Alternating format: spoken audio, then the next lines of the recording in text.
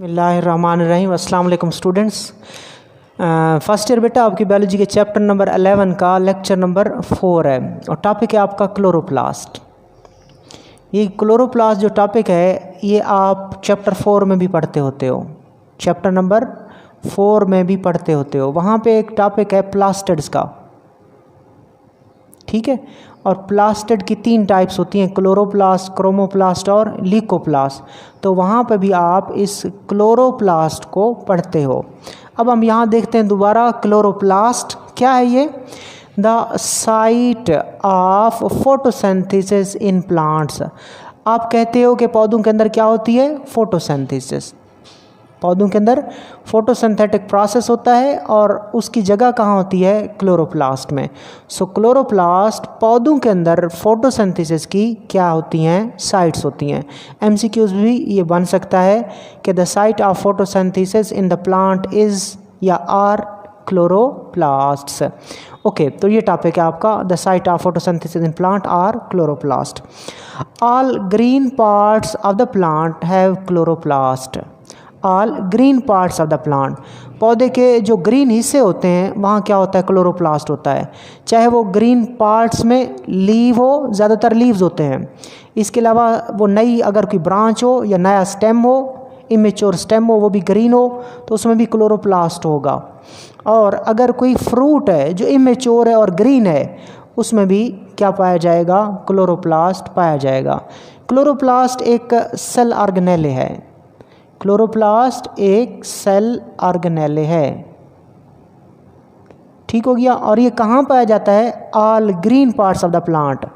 Green parts में be the leaf, may be the stem and may be the immature fruit.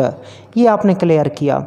But the leaf are the major site of photosynthesis in most plant. आपको बता दिया है कि immature fruit में पाया जा सकता है क्लोरोप्लास्ट, स्टेम में भी पाया जा सकता है अगर वो ग्रीन है, इमेच्योर है, और उसके बाद लीव्स में भी क्लोरोप्लास्ट पाया जाता है। लेकिन लीव्स में क्लोरोप्लास्ट सबसे ज़्यादा होता है। लिहाजा जब लीव में क्लोरोप्लास्ट सबसे ज़्यादा है तो लीव्स बड़ी जगह बनती है, मेन साइट्स बनती हैं किसकी? फोटोसिंथेसिस की। किसके अंदर? पौधों के अंदर। So the leaves are the major site of photosynthesis in most plant. So photosynthesis का अमल किधर होता है? ज़्यादातर लीव्स में होता है, पत्तों में होता है। आगे चलें। Chloroplast are present in very large number. अब ये जो क्लोरोप्लास्ट होते हैं ये पत्ते के अंदर, ये मेसोफिल सेल के अंदर बड़ी मिकदार में पाए जाते हैं। अबाउट 500,000 पर square millimetre of the leaf surface. इसका मतलब क्या है कि एक स्क्वायर मिलीमीटर में, एक स्क्वायर मिलीमीटर में इनकी तादाद कितनी होती है? 500,000, 500,000, तकरीबन 5 लाख। 5 लाख क्लोरोप्लास्ट होते हैं कितने एरिए पे? लीफ के कितने एरिए पे? जस्ट 1 स्क्वायर मिलीमीटर के ऊपर। ये एमसीक्यूज है आपका। सो साबित हुआ कि क्लोरोप्लास्ट बड़ी मिकदार में पाए जाते हैं। Chloroplast are present in very large number, very large number. अब उसको एक्सप्लेन कर दो वेरी लार्ज को। अबाउट 500,000 पर square millimetre of the leaf surface. आगे देखें। Chloroplast are present mainly in the cells of mesophyll tissue. ये क्लोरोप्लास्ट ऑर्गेनेले है। ऑर्गेनेले किस में होता है? सेल में। सेल मिलकर क्या बनाते हैं? टिश्यू बनाते हैं। सो मैं ये आपको बता देता हूँ। क्लोरोप्लास्ट ये कहाँ पाए जाते हैं? मेसोफिल सेल में। मेसोफिल सेल्स में पाए जाते हैं। और मेसोफिल सेल मिलकर क्या बनाते हैं? मेसोफिल टिश्यू बनाते हैं। और ये मेसोफिल टिश्यूज़ कहाँ पाए जाते हैं? ज़्यादातर लीव्स में पाए जाते हैं। तो ये लीव्स क्या हैं? ऑर्गन है। मेसोफिल टिश्यू टिश्यू है, नाम से जाहिर है। और मेसोफिल सेल सेल है। और क्लोरोप्लास्ट क्या है? ऑर्गेनेले है। सो याद रखना, फोटोसिंथेसिस का ऑर्गेनेले क्या है? क्लोरोप्लास्ट। फोटोसिंथेसिस का सेल क्या है? Mesophyll cell. किस टिश्यू में फोटोसिंथेसिस होती है? मेसोफिल टिश्यू में। किस ऑर्गन में फोटोसिंथेसिस होती है? लीव्स में। Okay, chloroplast are present mainly in the cell of the mesophyll tissue. Chloroplast mesophyll tissue के जो सेल्स होते हैं उनमें पाया जाता है। इनसाइड द लीफ, और वो मेसोफिल टिश्यू कहाँ होता है? लीफ में होता है। सो क्लियर हुआ, लीफ के अंदर मेसोफिल टिश्यू है, मेसोफिल टिश्यू के अंदर मेसोफिल सेल्स हैं, और मेसोफिल सेल्स के अंदर क्या पाया जाता है? क्लोरोप्लास्ट पाया जाता है। Each mesophyll cell has about 20 to 100 chloroplast. अब एक मेसोफिल का जो सेल होता है, एक मेसोफिल का जो सेल होता है, एमसीक्यूज है, एक मेसोफिल सेल के अंदर तकरीबन 20 से लेकर 100 क्लोरोप्लास्ट होते हैं। एक मेसोफिल सेल में तकरीबन 20 to 100 क्लोरोप्लास्ट पाए जाते हैं। ये पैराग्राफ आपने क्लियर किया। आगे चलते हैं, स्ट्रोमा देखते हैं। स्ट्रोमा क्या है? Stroma, chloroplast has a double membrane envelope that encloses the dense fluid filled region, the stroma, which contain most of the enzyme required to produce carbohydrate molecule। Stroma देखें, ये क्लोरोप्लास्ट है। सबसे पहले chloroplast की structure, chloroplast जो किसकी जगह है? फोटोसिंथेसिस की जगह है। क्लोरोप्लास्ट कितनी मेम्ब्रेन होती है इसके गिर्द? 2 membrane. It is bounded by 2 membrane. It has double membrane. So जो आउटर मेम्ब्रेन होती है वो स्मूथ होती है, आउटर मेम्ब्रेन स्मूथ, और जो इनर मेम्ब्रेन होती है वो क्या करती है? वो सैक्स बनाती है। क्या बनाती है? सैक्स।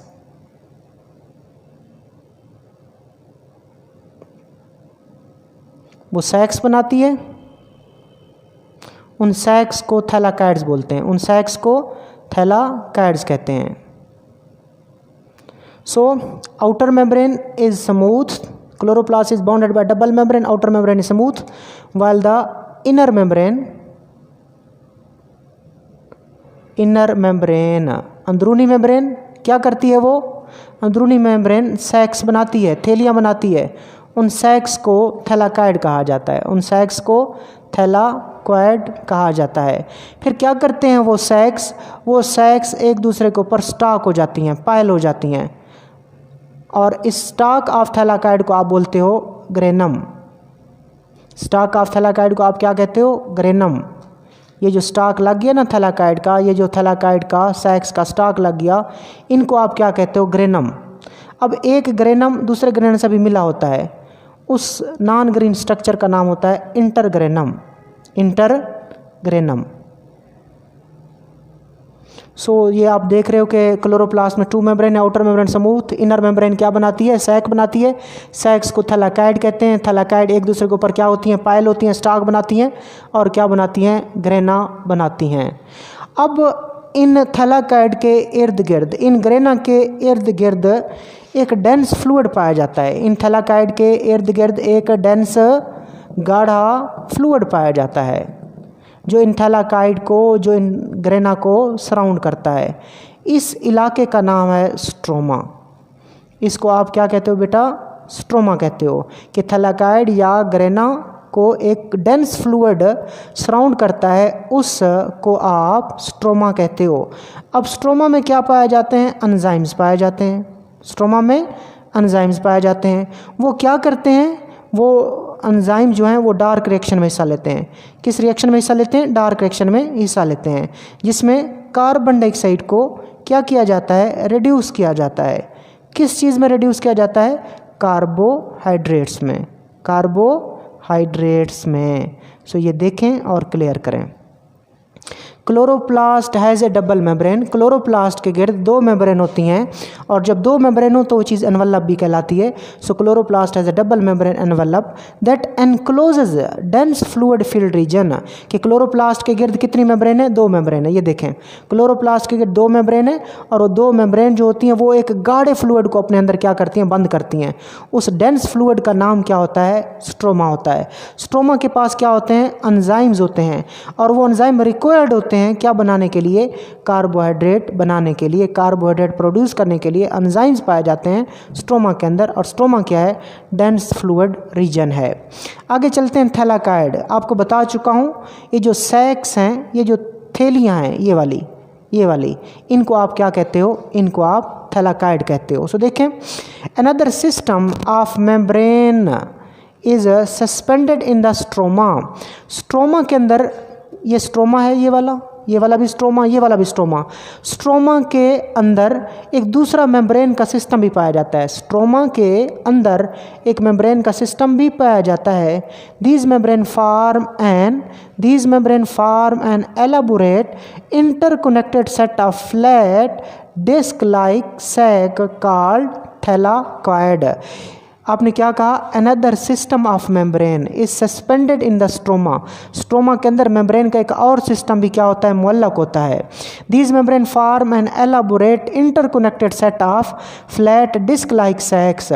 और ये जो मेम्ब्रेन्स होती हैं ये एक वाजे और आपस में मिली हुई चिपटी और डिस्क की तरह की थैलियों का सेट बनाती हैं।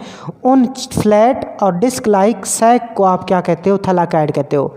फ्लैट और डिस्क लाइक सैक्स को क्या कहा जाता है, थैलाकॉइड कहा जाता है। आगे चलते हैं, थैलाकॉइड इंटीरियर स्पेस और ल्यूमेन।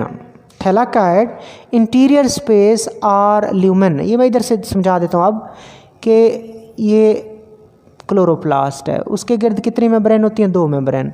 आउटर मेम्ब्रेन स्मूथ होती है, जबकि इनर मेम्ब्रेन क्या बनाती है, अंदर की तरफ थैलियाँ बनाती है, और इन थैलियों को थैलाकॉइड्स कहते हैं।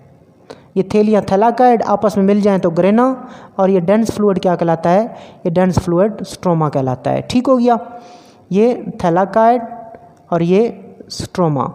ओके, अब मैं एक थैलाकॉइड को थोड़ा बड़ा करके दिखाता हूँ। इस थैलाकॉइड को बड़ा करके देखते हैं। अब ये थैलाकॉइड की मेम्ब्रेन है, ये थैलाकॉइड की ये वाली जगह क्या है, मेम्ब्रेन है। और ये वाली जो जगह है इसको कहते हैं थैलाकॉइड इंटीरियर स्पेस या ल्यूमेन। थैलाकॉइड की इंटीरियर स्पेस या lumen. Okay, The thalakide membrane encloses a fluid called thalakide interior space or lumen, which is separated from the stroma by thalakide membrane. The thalakide membrane encloses a fluid filled thalakide interior space or lumen. मतलब क्या है, simple मतलब ये है कि thylakoid के अंदर एक क्या पाया जाता है, फ्लूइड फील्ड होता है। थैलाकॉइड के अंदर एक फ्लूइड होता है। इस थैलाकॉइड के अंदर क्या होता है, एक फ्लूइड होता है। उस फ्लूइड को स्ट्रोमा से अलग रखा जाता है। किसके ज़रिए अलग रखा जाता है, मेम्ब्रेन के ज़रिए। ये वाली मेम्ब्रेन। ठीक हो गया, तो ये आपने क्लियर किया। The thylakoid membrane encloses A fluid field, कि थैलाकॉइड मेम्ब्रेन के अंदर एक फ्लूइड फील्ड होता है। कि कहाँ होता है, थैलाकॉइड इंटीरियर स्पेस में होता है या ल्यूमेन में होता है। थैलाकॉइड के इंटीरियर स्पेस या ल्यूमेन के अंदर एक फ्लूइड फील्ड होता है, which is separated from the stroma by the membrane. और बाहर क्या है इसके, स्ट्रोमा। इसके इर्द गिर्द क्या था, स्ट्रोमा था। सो थैलाकॉइड इंटीरियर स्पेस में एक माए होता है, और उस माए को, उस फ्लूइड को स्ट्रोमा के फ्लूइड से अलग रखा जाता है। किसके ज़रिए, एक मेम्ब्रेन के ज़रिए। आगे चलते हैं, ग्रेना की बात करते हैं। किसकी बात करते हैं, ग्रेना की बात करते हैं। अब ग्रेना हम देखते हैं। In some places the thylakoid sacs are stacked in column called grana या ग्रेनम। कुछ जगहों के ऊपर वो जो थैलाकॉइड होती हैं वो क्या बना लेती हैं, स्टॉक बना लेती हैं, अंबार बना लेती हैं, पाइल बना लेती हैं। उस स्टॉक को या उस पाइल को आप ग्रेना जमाए प्लूरल है और ग्रेनम सिंगुलर कहते हैं। सो इन सम प्लेसेस, कुछ जगहों पे द थैलाकॉइड सैक्स, कुछ जगहों पे थैलाकॉइड की जो सैक्स होती हैं दे आर स्टॉक्ड, वो एक दूसरे के ऊपर क्या लगाती जाती हैं, स्टॉक लगाती जाती हैं। किस शक्ल में, कॉलम की शक्ल में। और क्या बनाती हैं, ग्रेना या सिंगुलर ग्रेनम बनाती हैं। आगे चलते हैं, the chlorophyll and other photosynthetic pigment are found embedded in the thalakkoid membrane and impart green color to the plant. This is very important. This is very important. अब chlorophyll और दूसरे photosynthetic pigment किधर embedded होते हैं, कहाँ मौजूद होते हैं? थैलाकाइड मेम्ब्रेन में। ठीक है, इधर। तो थैलाकाइड की मेम्ब्रेन में ये जो देखें, ये मेम्ब्रेन जो है अंदर जो है ना वो फ्लूइड है, ये वाला फ्लूइड है, इसको मिक्स ना करना, मैं दोबारा बना देता हूँ। ये थैलाकाइड है, मैंने एक थैलाकाइड को बड़ा किया और अंदर थैलाकाइड की इंटीरियर स्पेस है, थैलाकाइड की इंटीरियर स्पेस जिसको ल्यूमेन कहते हैं, वहाँ पे फ्लूइड है ये वाला। अब जो थैलाकाइड की मेम्ब्रेन है ना, पिगमेंट थैलाकाइड की मेम्ब्रेन में होते हैं, याद रखना। पिगमेंट जो होते हैं फोटोसिंथेसिस के पिगमेंट, जिसमें मेन पिगमेंट क्लोरोफिल है और दूसरे भी पिगमेंट होते हैं बेटा फोटोसिंथेसिस के लिए, याद रखना। फोटोसिंथेटिक पिगमेंट एम्बेडेड होते हैं कहाँ पे? थैलाकाइड मेम्ब्रेन में। सो क्लोरोफिल और दूसरे फोटोसिंथेसिस के पिगमेंट कहाँ पाए जाते हैं? On the membrane of the thalakkoid. So the photosynthetic pigments such as chlorophyll and other photosynthetic pigment, they are embedded in the membrane of thalakkoid and give green color to the plant. और पौधे के इन हिस्सों को कौन सा colour देते हैं? Green colour देते हैं। आगे चलें। Electron acceptor of photosynthetic electron transport chain are also part of these membrane. अब इन मेम्ब्रेन में कोई और चीज़ भी पाई जाती है? बिल्कुल, एक तो क्लोरोफिल और दूसरे पिगमेंट पाए जाते हैं फोटोसिंथेसिस वाले, इसके अलावा इलेक्ट्रॉन एक्सेप्टर भी पाए जाते हैं। इन्हीं मेम्ब्रेन में क्या पाए जाते हैं? इलेक्ट्रॉन के एक्सेप्टर पाए जाते हैं। किसके? Of photosynthetic electron transport chain. एक फोटोसिंथेसिस की क्या होती है? Electron transport chain. उस इलेक्ट्रॉन ट्रांसपोर्ट चेन में क्या होते हैं? इलेक्ट्रॉन के एक्सेप्टर होते हैं। इलेक्ट्रॉन के एक्सेप्टर भी इस थैलाकाइड मेम्ब्रेन में पाए जाते हैं। सो थैलाकाइड मेम्ब्रेन में क्या क्या चीज़ें हो गई?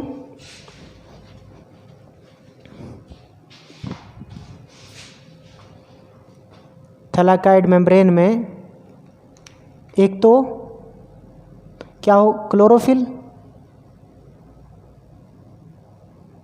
और अदर फोटोसिंथेटिक पिगमेंट।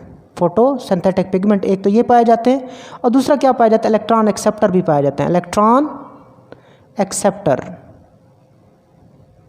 वो भी इसमें पाए जाते हैं। और वो इलेक्ट्रॉन एक्सेप्टर किसके होते हैं? इलेक्ट्रॉन ट्रांसपोर्ट चेन के होते हैं। कौन से इलेक्ट्रॉन ट्रांसपोर्ट चेन? फोटोसिंथेसिस की।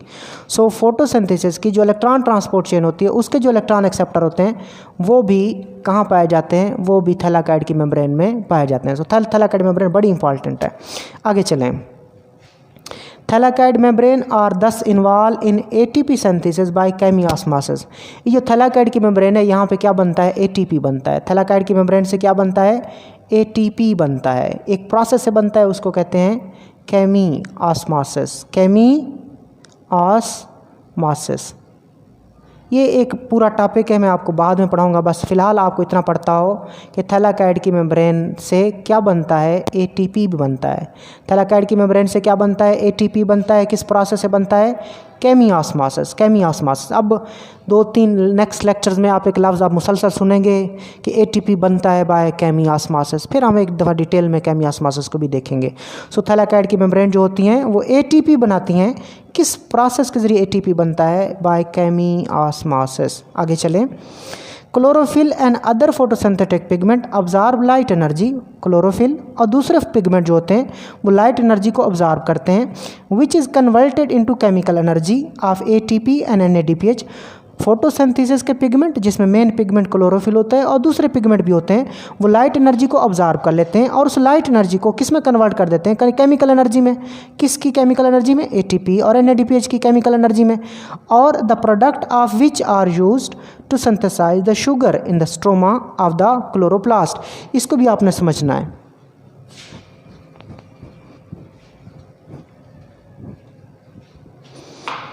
ये क्लोरोप्लास्ट है सपोज, और ये लाइट रिएक्शन है।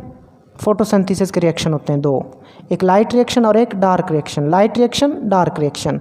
जो लाइट रिएक्शन होता है वो थैलाकाइड में होता है